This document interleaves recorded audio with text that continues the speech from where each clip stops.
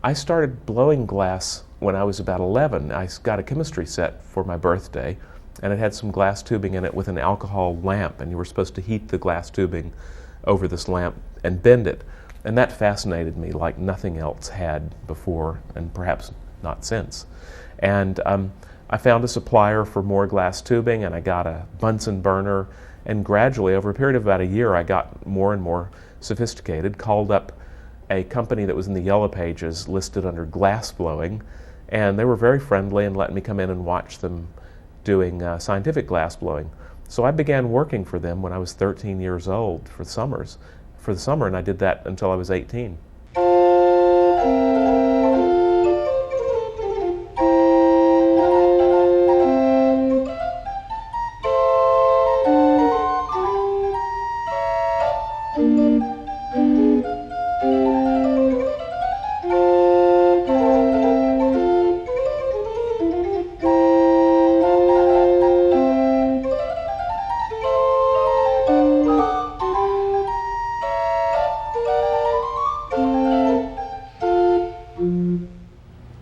Hello, I'm Amy Schwartz, the head of the studio of the Corning Museum of Glass. What you're about to see is the second installment in our masterclass series. This program is an introduction to Venetian techniques with William Gudenrath. William Gudenrath is the studio's resident advisor. He's also a very fine glassblower and an expert on recreating ancient glass techniques. As you'll see, he ties together his passions in life, teaching, music, and blowing glass.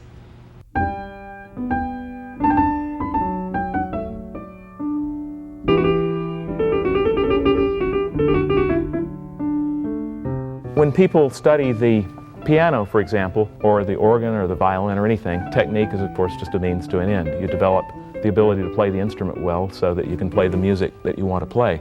And it should be relatively easy, no matter what the difficulties are. So at the furnace, you learn blown feet, you learn stems, and you learn to make great necks under any circumstances, and you can sit back and really enjoy blowing difficult glass and blowing difficult pieces. And it's the same thing at the piano. I always think that if you can master the really hardest things there are, the really most difficult parts there are, then everything else will be easy. And I think that when you see a really, really excellent keyboard player or a really, really excellent glass blower, they make it look easy. And my goal is always to make it feel easy, and then I assume it will look easy. I think if you can make a really, really good optic tumbler, you can make absolutely anything. The optic tumbler is essential for teaching you to punty objects effectively and teaching you to open pieces very effectively. That is, to make openings which don't have thickened rims. The quickest way to get really, really good at blowing glass is to master optic tumblers.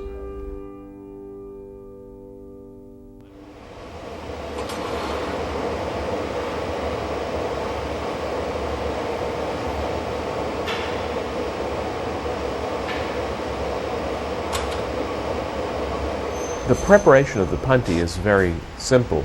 It's simply the leanest possible amount of glass on the last inch of the punty rod.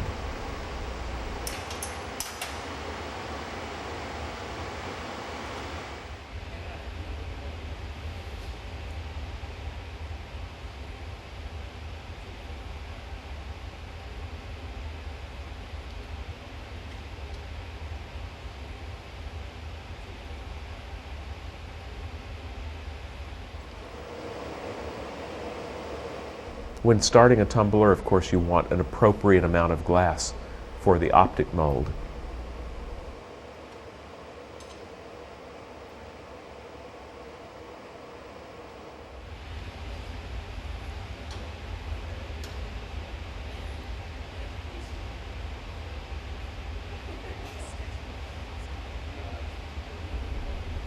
It's essential to have the bubble go all the way to the tip of the gather.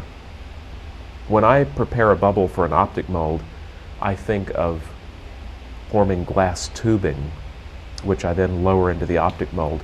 You don't want the tip to be particularly thin, and you certainly don't want the tip to be thick. You blow it into the optic mold for about 1.5 seconds. It's essential to not leave it in too long, because if you leave it in too long, the reheat required to work the glass will melt the tops of the ribs away. After going in the optic mold, you reheat briefly, and then you grab the end with the diamond shears, pull out, twist, and then blow, yank, blow. And that produces these even ribs up and down the side of the vessel. The tip is then trimmed off, and blowing continues gently while the neck is made. And making a good neck is arguably the most important thing in glass blowing. The neck profile must be concave. The shoulder has to be concave in profile. And the opening, the hole, needs to be very small. This neck is supposed to break easily when you want it to break, but it shouldn't break accidentally during the process if you have a hard landing, an accidental hard landing. After finishing the neck, you want to reheat the entire vessel body. Touch the sides with the jacks and blow gently. I call this step elongating the cylinder.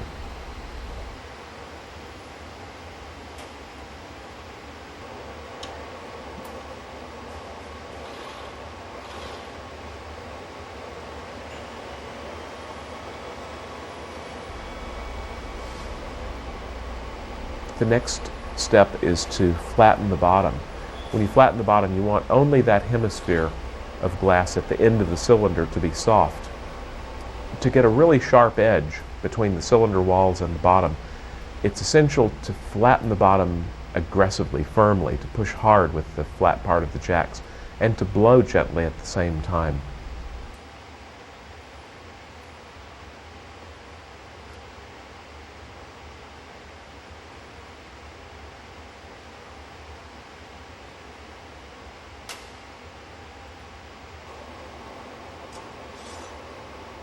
Before I put the punty on the bottom of the piece, I get the punty very, very hot, bright orange, and I have the bottom of the piece relatively cool. And you see that just before I put the punty on the bottom of the piece, I blow very, very hard on the end. That's to chill the surface of the glass. And I break the neck by holding the pincers tightly against the neck and giving a little tap on the arm of the bench.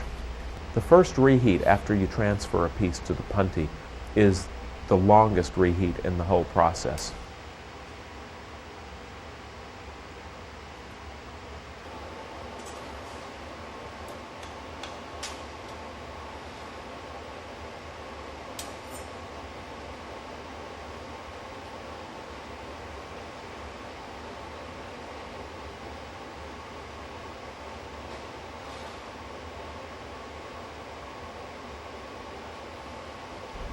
My opening sequence is the same for virtually any form I make.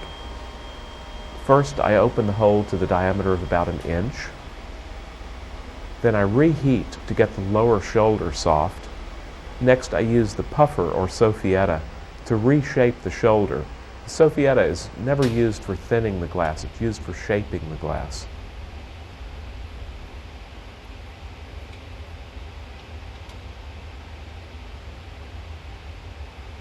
After a reheat, I open the hole a little bit more and immediately use the soffietta.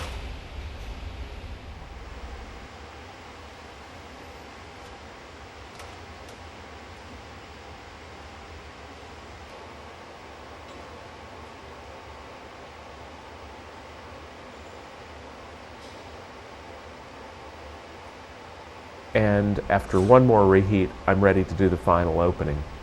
Ironically, the thinner the glass vessel, the more forceful you have to be with the jacks. And that is simply because the moment you touch the glass with the jacks, the temperature rapidly drops and the glass hardens quickly. I always knock pieces off the punty with the punty very hot. I come out of a flash, out of the furnace, and then immediately knock the piece off the punty. And I do that with the softest possible tap.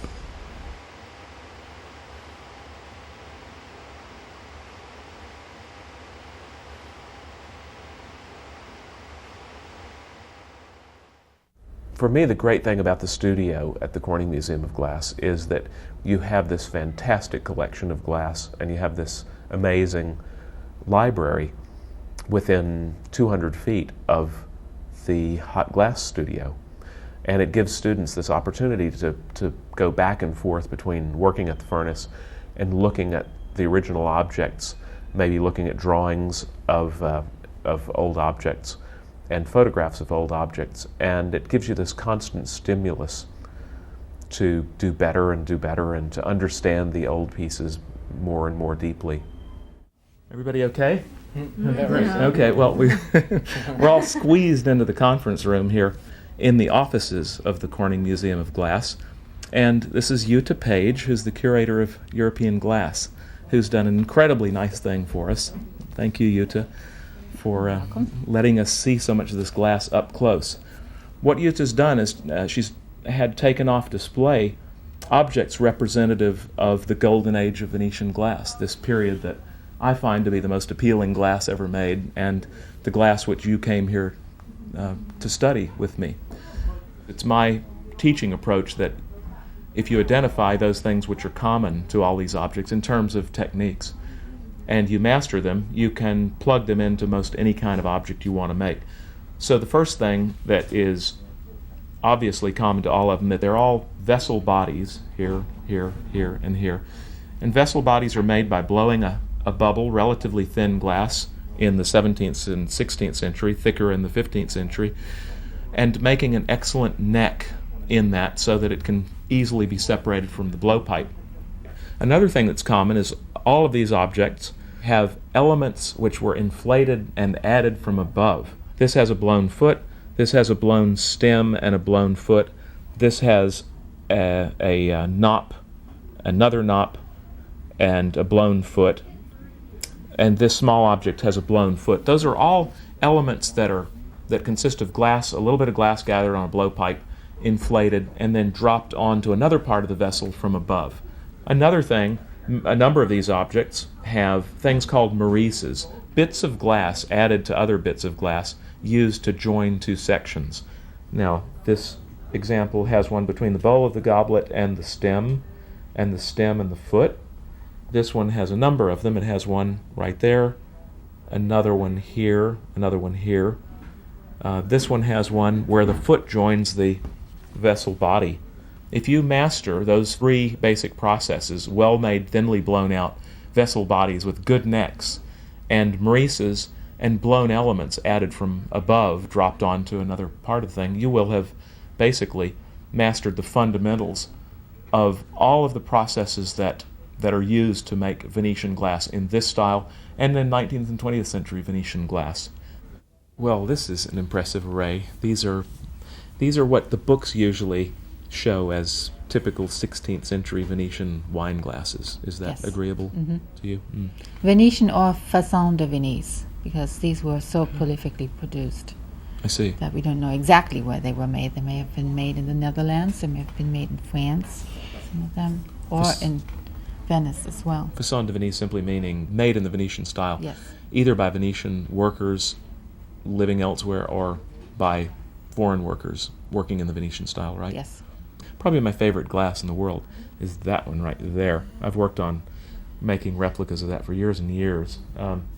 And I've always found that one particularly interesting because it's so much like the glass in the famous painting Bacchus by Caravaggio. Yeah, Caravaggio, which is second half of the 16th century. And this glass, too, looks a lot like the glass in Caravaggio's Young Bacchus to me. It's that shallow tazza type, and they were indeed wine glasses, right? Yes, they were. Hmm. This is glass-blowing virtuosity at its height. These dragon stem goblets have always fascinated me. They show up again and again in 17th century Dutch still life paintings, so we have a lot of them that can be compared to paintings and dated. This is a particular favorite of mine on the left. The construction of the dragon is usually thought to be the tricky part, and I'd argue that the trickiest part of the making of this object is the opening of the bowl, because the bowl is very thin, and if you look at it really closely, you can see that the master who made this struggled and worked really hard to get this opening to look as good as it does. You can see a little indentation, a little constriction in there, You see tool marks all over the place. There was a lot of effort involved in there, whereas the dragon looks absolutely poetic. It looks effortless and is very expressive. The construction of this goblet is fundamentally different from those we saw of the 16th century examples, and that is that this piece was made in parts and it was assembled. You can see glue bits, as they're usually called. The bowl assembly was made and either kept by someone on a punty on hold or put in a garage. Same with the foot. And the dragon was made, and then the foot and the bowl were added with these glue bits. And that's what I call the assembly method of making a goblet. That's as opposed to building a goblet on the blowpipe, whereby you start with the bowl of the goblet, make a maurice, make a stem, make a maurice, make a foot, open the foot, punty the piece, break it off the blowpipe, and then open the bowl.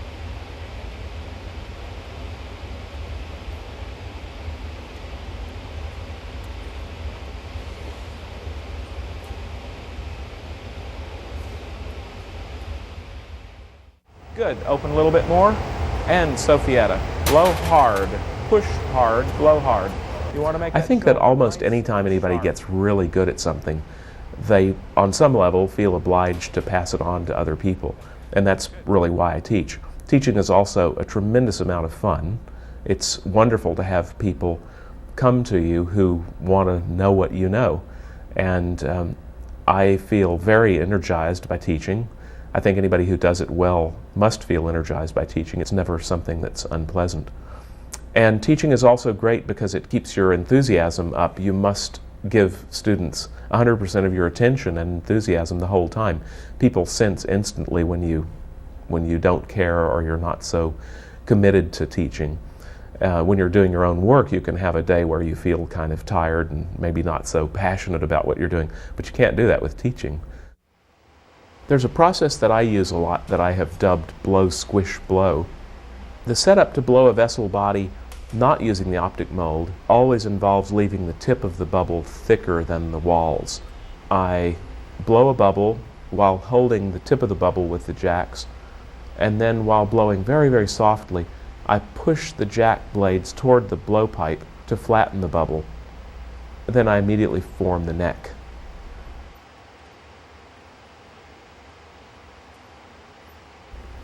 Blow, squish, blow is very useful for making objects like plates and platters and bowls, which are much wider than they are tall. Probably the most difficult form to make at the furnace is the tazza, or low, all-curving walled bowl. After the transfer to the punty, the opening is enlarged to the diameter of about 1 inch. After a deep reheat, the Sophietta is used.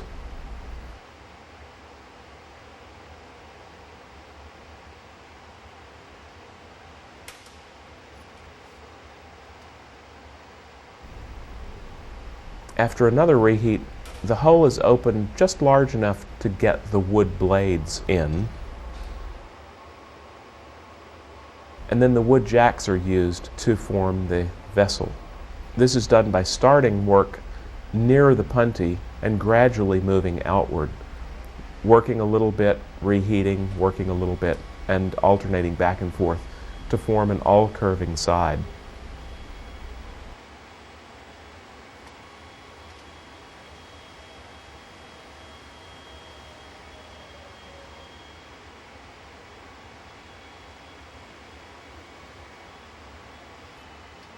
The most important aspect to opening a tazza is to never have the edge assume its final diameter until the very last moment of the process.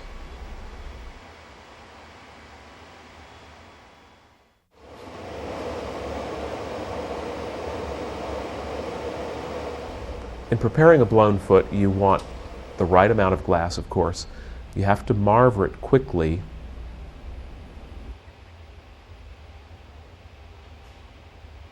And then I hold the blowpipe up and let the glass assume the shape of an egg before I blow the bubble into the glass. That's because I want the bubble to touch the tip of the glass. And then I blow gently, holding the pipe down, and I do this for an extended period. Next, the neck is made, and this is not a neck like a neck for a vessel body.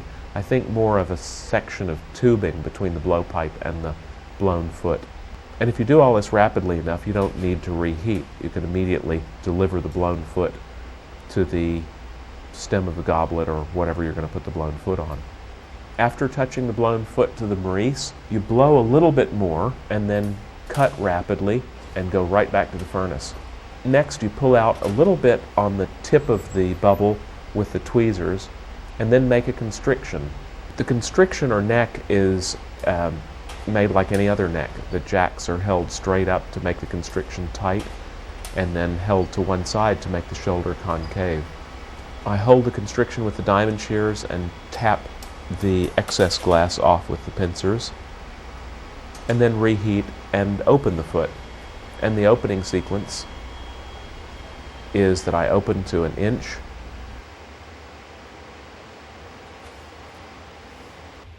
reheat, use the puffer or soffietta,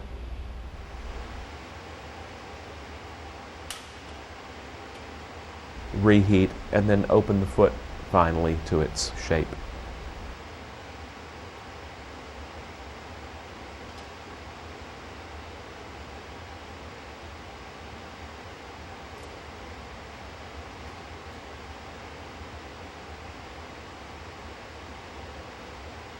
There's very little difference between preparing a blown stem and a blown foot.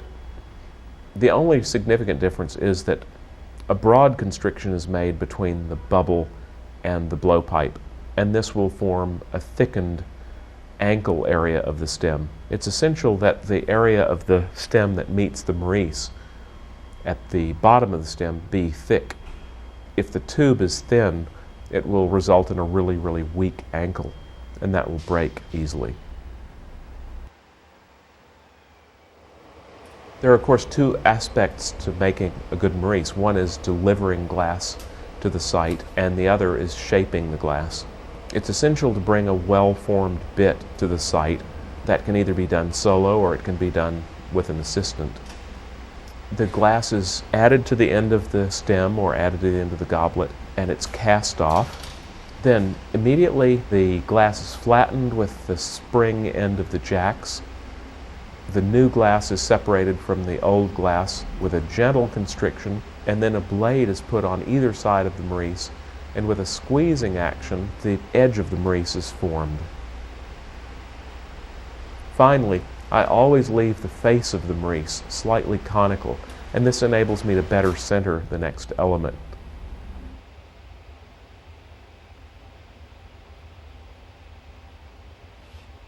I work at the furnace solo primarily because it gives me complete control over all aspects of the process. It started simply by not having an assistant who could work with me. And so I found pretty quickly that everything I wanted to do, and remember that I was specializing in the Renaissance Venetian style at that time, everything I wanted to do I could do solo. And for me, it's a perfectly comfortable way to work.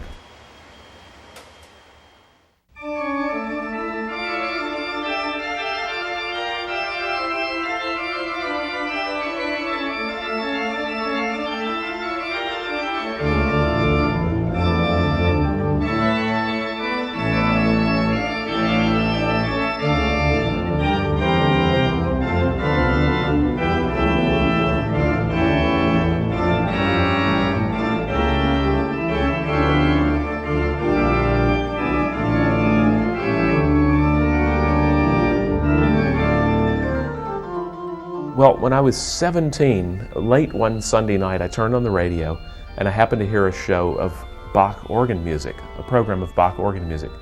And at that moment for me, everything stopped and I had to learn more about the instrument and the music.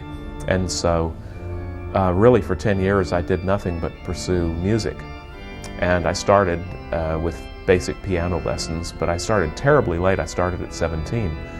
I started with piano lessons, then I moved on to the organ. I have an undergraduate degree in organ performance.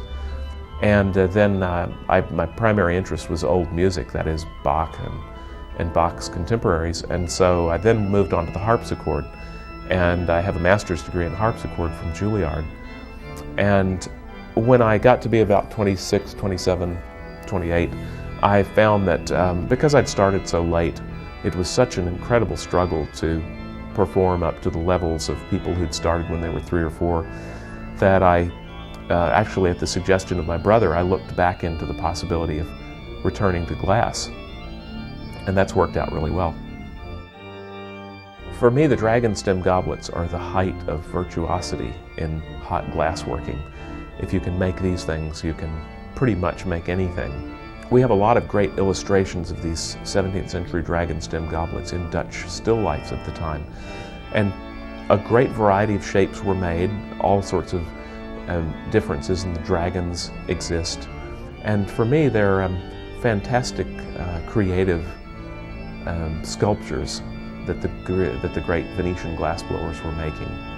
The thing that drew me to dragon goblets in the first place, frankly, is just the fact that they looked so very difficult to make. And I naturally gravitate toward the trickiest, most difficult things in music and in glass.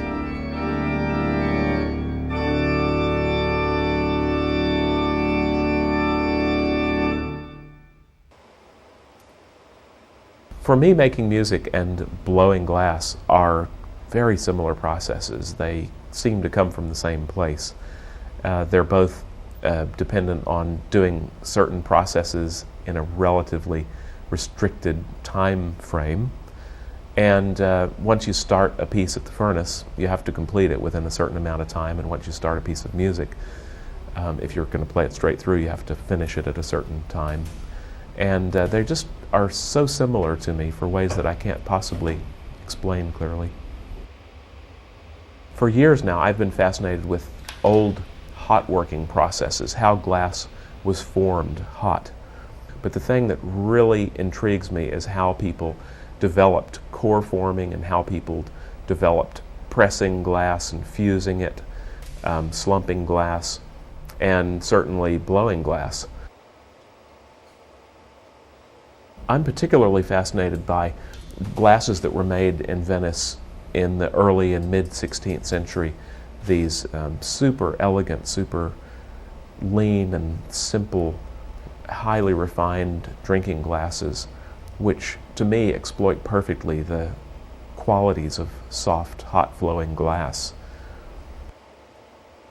I don't know what on earth it was that when I was 11 and I softened glass tubing and was amazed by that, or when I turned on the radio when I was 17 and heard Bach organ music, that got my attention so intensely that I've spent decades pursuing both those interests. I have no idea, but I think it's amazing the way people latch on to all these different things. I'm also interested in helicopter flying. I'm practically obsessed with all types of aircraft. I have more interests than I could possibly think of right now. But glass and music are two that seem to have affected me more deeply than others. Every morning when I open the furnace and start to work, I'm absolutely amazed at what hot glass does and how it behaves and what you can make with it. And every time I turn on the organ and sit and play, I'm amazed at certainly the music. The body of music written for the organ is as good as anything in Western art. And the sounds of the organ, and perhaps above all, just the peculiar, interesting physical activity that is playing the organ.